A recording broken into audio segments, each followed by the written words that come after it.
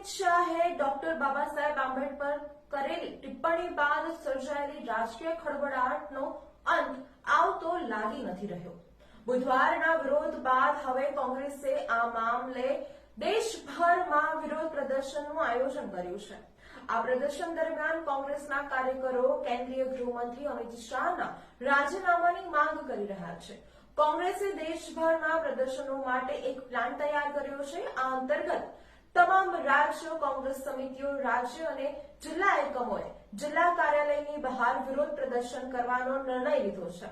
આ મામલે Congress, TMC, DMK, RJD, ડાબેરી પક્ષો અને શિવસેના, યુબીટી સહિત લગભગ તમામ વિપક્ષી દળોના હુમલાને કારણે બુધવારે સંસદના બંને ગૃહોની કાર્યવાહી સ્થગિત કરવી પડી હતી. આજે સવારથી જ સંસદની બહાર કોંગ્રેસ ભારે વિરોધ કરી રહી છે. પક્ષ અને વિપક્ષ વચ્ચે સંઘર્ષના દ્રશ્યો પણ જોવા મળ્યા હતા, જેમાં એક સાંસદને માથાના ભાગે ઈજા પણ થવા પામી છે.